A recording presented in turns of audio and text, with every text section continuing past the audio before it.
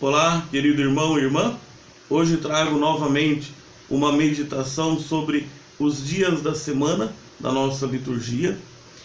Lembrando que hoje eu farei somente a segunda e a terça-feira, porque iniciamos a 7ª semana do tempo comum, mas na quarta-feira teremos o início do tempo da quaresma.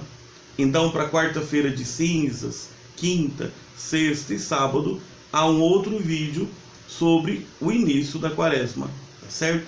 Então hoje nós vamos refletir sobre o evangelho desta segunda-feira e desta terça-feira da 7ª semana do tempo comum. Quero te fazer um apelo.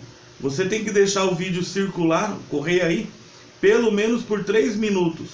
Se você já desligar agora, se você mudar de canal, mudar de vídeo, fechar qualquer coisa, o canal vai sofrendo aí dificuldade em relação a isso, tá certo? A média dele de tempo que as pessoas estão assistindo, ele tá com um pouquinho de confusão, porque tem gente que abre o vídeo e já fecha imediatamente, mas saiba, quando você faz isso, você tá dando quase que um tiro no nosso canal no YouTube, tá certo? Então aguarda aí, vai beber uma água se o vídeo não estiver interessante, e aí depois de uns 3 minutos aí você pode fechar o vídeo se não gostar, tá certo? Lembrando que nas semanas anteriores, Jesus tinha começado o seu ministério fora da Galileia, tinha passado por Tiro e Sidônia, então está nessa região estrangeira, por assim dizer.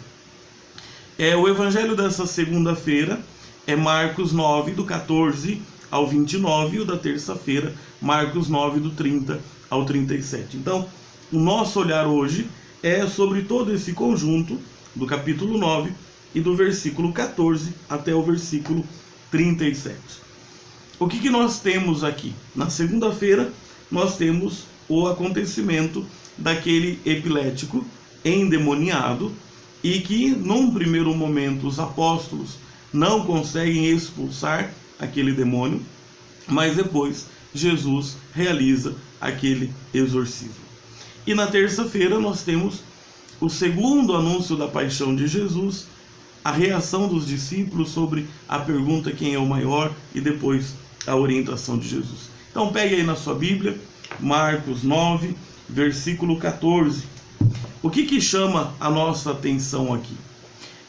Primeiro que o sofrimento dessa pessoa na sua doença, o sofrimento dessa família, de quem ali está ao redor, mas acontece um momento em que Jesus dialoga com o pai dessa pessoa. E o pai justamente diz assim: mas se tu podes, ajuda-nos, tem compaixão de nós. Veja a maneira dessa pessoa pedir a Jesus um ato de compaixão e de misericórdia. E a resposta de Jesus é muito forte. Tudo é possível àquele que crê. Tudo é possível àquele que crê. Como é bom a gente guardar essa frase no coração da gente. Não é verdade? Tenho certeza que Jesus aprendeu isso ouvindo da sua própria mãe. A Deus nada é impossível. Deus tudo pode realizar em nossa vida.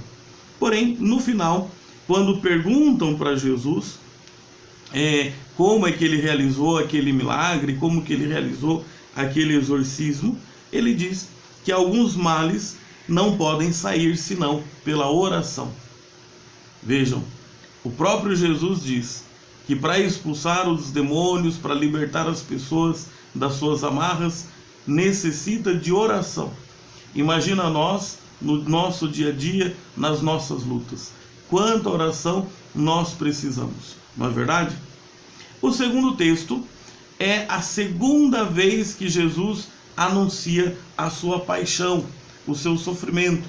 Vocês vão se lembrar que Jesus muitas vezes, quando as pessoas atribuem a ele a característica de ser filho de Deus, de ser o Messias, Jesus sempre pede silêncio, sempre manda que guardem segredo. E justamente porque as pessoas ainda não são capazes de compreender o que Jesus vai fazer como Messias, a sua entrega na cruz.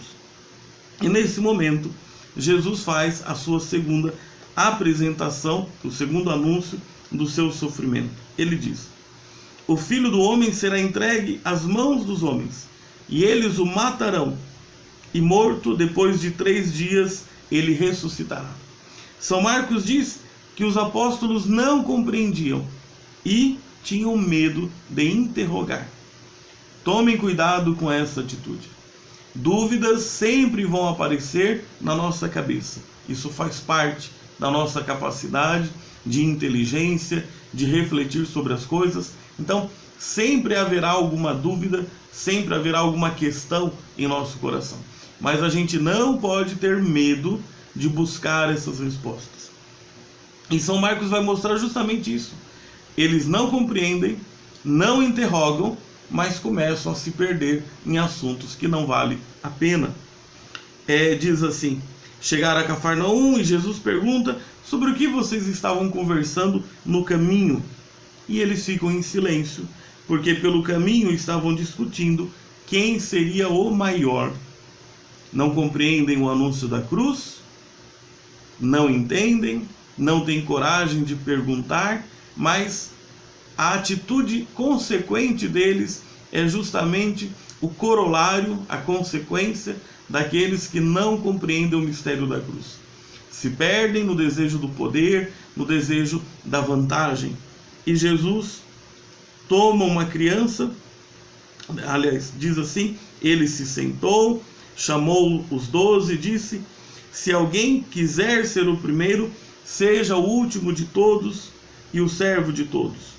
Depois tomou uma criança, colocou-a no meio deles, pegando-a nos braços, disse-lhes: aquele que receber uma destas crianças, por causa do meu nome, a mim recebe. E aquele que me recebe, não é a mim que recebe, mas sim aquele que me enviou.